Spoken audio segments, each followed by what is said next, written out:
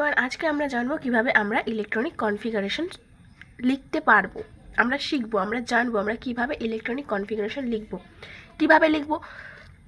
So আমি তোমাদেরকে একটা ট্রিক বলে দেবো। প্রথমে তোমাদেরকে আফবাউ প্রিন্সিপাল সম্পর্কে জানতে হবে, কিচ্ছু জানার দরকার নেই। এখানে আমরা শর্ট ট্রিকভাবে আলোচনা করছি। দেখো এখানে প্রথমে তোমরা কিভাবে লিখবে, দেখো এভাবে একটা লাইনে কিন্তু আমরা সাজিয়ে নিয়েছি। কীভাবে দেখো, 1s, তারপর কি 2s 2p, তারপর 3s 3p 3d, ঠিক আছে, তারপর কি 4s 4p 4d 4f, 5s 5p 5d 5, এরকম করে হয়। আমি 6s থেকে 6d, তারপর 7s 7p 8s, এভাবে কিন্তু আমি লিখে নিয়েছি, ঠিক আছে।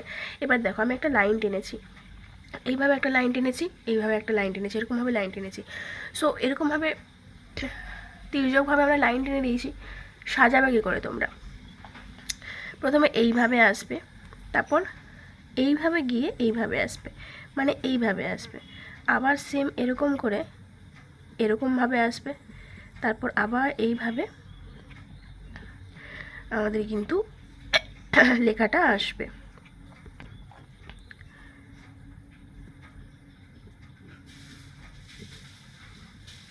এইভাবে কিন্তু হচ্ছে, এইভাবে কিন্তু আমাদের ইলেকট্রনিক কনফিগারেশনটা আসবে, মানে আমাদের এনার্জিটা এইভাবে সাজানো হবে সাবশেলগুলোর, ঠিক আছে। মানে এই যে অরবাইটাল আছে, এই অরবাইটালের এনার্জি আমরা কীভাবে সাজাবো, প্রথমে আমরা 1s থাকবো, তারপর 2s 2p, তারপর 3s 3p 4s, তারপর 3d 4p 5s, তারপর 6d 5p 6s, তারপর কি আবার ঘুরে এপাশে আসছে দেখো 4f 5d 6p 7s, তারপর আসছে দেখো 5f 6d 7p 8s, এইভাবে কিন্তু ঘুরে ঘুরে আসবে। এত দূর আমাদের লাগে না, ঠিক আছে, এত দূর আমাদের লাগে না, আমাদের মানে এই এতটা পর্যন্ত হলেই হবে, ঠিক আছে, এত দূর আমাদের লাগে না, এতটা বা এতটা পর্যন্ত হলেই হবে। সো ঠিক আছে, তোমরা কীভাবে মনে রাখবে জিনিসটাকে দেখো, school school public school public school Delhi public school Delhi public school funny Delhi public school funny Delhi public school, easy না? School school public school Delhi public school Delhi public school funny Delhi public school funny Delhi public school. দেখো এখানে কি হয়েছে, school school public school Delhi public school Delhi public school funny Delhi public school funny Delhi public school. মনে থাকবে কীভাবে এবার আমরা অর্ডারে সাজাবো। দেখো তাহলে প্রথমে কি হচ্ছে, স্কুল 1s, 1-এর কিন্তু 1s-এর পর 1p, তারপর বলো 1d, এসব কিছু হয় না, 1টা 1sই হয়। তেমন এনার্জি এবার কার বেশি হবে, 2s, তারপর 2p, তারপর 3s, তারপর 3p 4s 3d 4p 5s, তারপর আবার সাজাচ্ছি। দেখো এখানে 5s চলে গেল, 5s-এর পর 4d 5p 6s 4f 5d 6p 7s, তারপর আবার সাজাচ্ছি 5f 6d 7p 8s। দেখো এবার পড়ছি, school school public school Delhi public school funny Delhi public school funny Delhi public school. মনে থাকবে, এটা কিন্তু অর্ডারে আমরা এনার্জির অর্ডারে সাজালাম, ঠিক আছে। এবার একটা দেখো, সাবসেল ক্যাপাসিটি। কি সাবসেল ক্যাপাসিটি, এসে আমাদের সবসময় 2টো ইলেকট্রন থাকবে, পিতে সর্বোচ্চ হচ্ছে সবসময়, মানে কি সর্বোচ্চ, পিতে কটা 6টা, ডিতে 10টা, এফে কটা 14টা ইলেকট্রন কিন্তু থাকবে, বুঝতে পেরেছ? এবার নোবেল গ্যাসটা দেখে নাও, helium neon argon krypton xenon রেডনে। দেখো হিলিয়ামে কটা 2টা, তারপর 10টা 18 36 54 86টা ইলেকট্রন কিন্তু থাকবে, ঠিক আছে। এটা হচ্ছে নোবেল গ্যাসের ইলেকট্রন সংখ্যা। আচ্ছা এবার স্টেপ বাই স্টেপ আমরা দেখো লেখা শিখবো, ঠিক আছে। আমি এখানে লিখে দিয়েছি 1s 2s 2p 3s 3p 4s 3d 5s 4d 5p 6s, এখানে সর্বোচ্চ ইলেকট্রন এভাবে কাউন্ট করে লেখা হবে। সব প্রথমে দেখো হাইড্রোজেন কি, হাইড্রোজেনের অ্যাটমিক নাম্বার কত, 1 না, তো 1 মানে কি 1s 1, একটা ইলেকট্রন 1s 1-এ থাকবে। এবং এটা কিভাবে হবে দেখো, এই 1s-এর একটা কক্ষ, সেখানে কি একটা ইলেকট্রন এভাবে থাকবে, বুঝতে পেরেছো? আচ্ছা এবার হিলিয়ামের কি 2, মানে কি 2টো কোথায় থাকবে 1s 2, 1s2, ঠিক আছে। আচ্ছা, এটাকে দুটো ইলেকট্রন, একটা আপে থাকলে একটা ডাউনে থাকবে, ঠিক আছে, একটা আপে থাকবে একটা ডাউনে থাকবে হিলিয়ামে। আচ্ছা, লিথিয়ামে 3, দেখো 1s2 2s1, 1s2 2s1, school, ঠিক আছে। দেখো 1s2, এসের একটা ঘর, এরকম একটাই কক্ষ। এবার দেখো প্রথমে কি, একটা আপে একটা ডাউনে, এটা একটাই আছে, একটা আপে হবে। তারপর নিয়নের করছি, দেখো 10টা আছে। প্রথমে আমরা ইলেকট্রনিক কনফিগারেশনটা লিখছি, হ্যাঁ, কি হবে, 10টা 1s2 2s2 2p6, সব ফুল থাকবে, কারণ কি নিয়ন একটা হচ্ছে তোমার নোবেল গ্যাস, তাই সব কিন্তু অরবিটাল ফুলফিল থাকবে।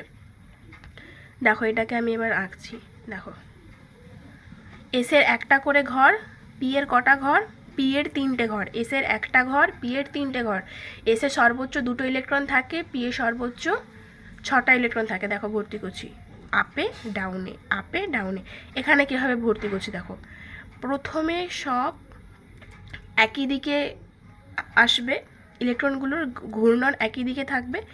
এবার কিন্তু যা পূর্ণ হয়ে গেছে আবার সেম কিন্তু এভাবে হবে না, এবার ডাউন হবে, সব আপে গেল, এবার সব ডাউনে যাচ্ছে, ঠিক আছে। এটা হচ্ছে নিয়নের হয়ে গেল। এবার আর্গনের করছি, দেখো আর্গনের কত, 18। দেখো কি করছি, 1s2 2s2 2p6 3s2 3p6, দেখো 2 2 4 6 10, 10 পরে 11 12, 12 6 18 হয়ে গেল কিন্তু। এবার দেখো এসের কটা, একটা, পি এর কটা ঘর,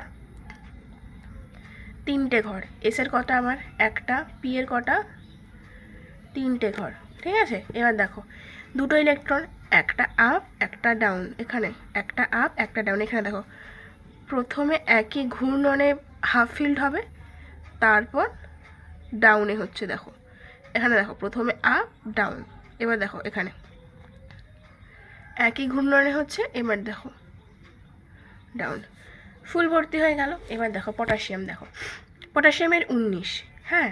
তো দেখো কি হবে, আমি এখানে লিখতে পারি, কেমনভাবে লিখতে পারি জানো তো, এটাকে আমি 1s2 2s2 2p6 3s2 3p6 4s1 এইভাবেই লিখতে পারি। অথবা আমি এখানে লিখতে পারি, যেহেতু আর্গনের 18 নোবেল গ্যাস, তাই এটাকে না আর্গন 4s1ও লেখা যাবে। যেহেতু এখানে 20 আছে, সো এখানে কি লেখা যাবে বলো তো, আর্গন 4s2, এভাবেও কিন্তু এখানে লেখা যায়, এইভাবেও কিন্তু ইলেকট্রনিক কনফিগারেশন হয়।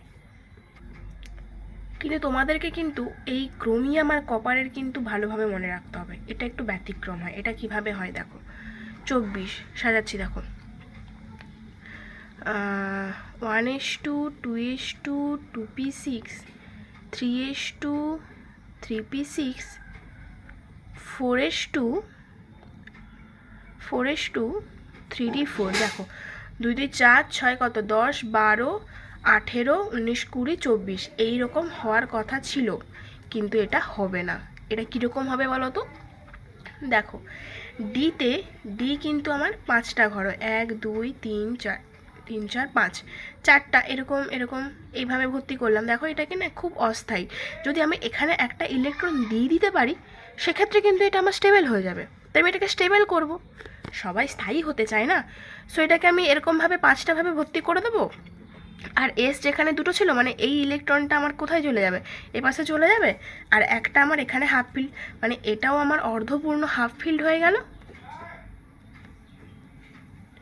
আর এটাও কি আমার হাফ ফিল্ড হয়ে গেল, মানে ব্যাপারটা স্টেবল হয়ে গেল না। এবার দেখো তাহলে কিভাবে হবে এটা, 1s2 2s2 2p6 3s2 3p6 4s1 3d5। Same case আমাদের কপারের ক্ষেত্রে হবে। দেখো কপারের কত 29, দেখো কি হবে 1s2 2s2 2p6 3s2 3p6 4s1 3d10, এটা আমার ফুললি ফিল্ড হয়ে গেল। দেখো এভাবে কিন্তু ইলেকট্রন পূর্ণ হচ্ছে। এটা কি এস আমার হাফ ফিল্ড, দুটোই স্টেবল হয়ে গেল। তাই এটা আমাদেরকে কিন্তু মনে রাখতে হবে, ক্রোমিয়াম আর কপার খুবই ইম্পর্টেন্ট। সো ঠিক আছে, তো তোমরা বুঝতে পেরে গেলে কীভাবে ইলেকট্রনিক কনফিগারেশন করতে হয়। তো তোমরা যদি এরপরে যদি কোনো ডাউট থাকে তোমরা আমাকে কমেন্ট করে জানাও, আমি তোমাদেরকে বলবো। আর এছাড়া যদি আরও ইলেকট্রনিক কনফিগারেশন তোমরা সব কিছু চাও তো আমি এভাবে বুঝিয়ে তোমাদেরকে করে দিতে পারবো, তো তোমরা সেটাও আমাকে জানাবে।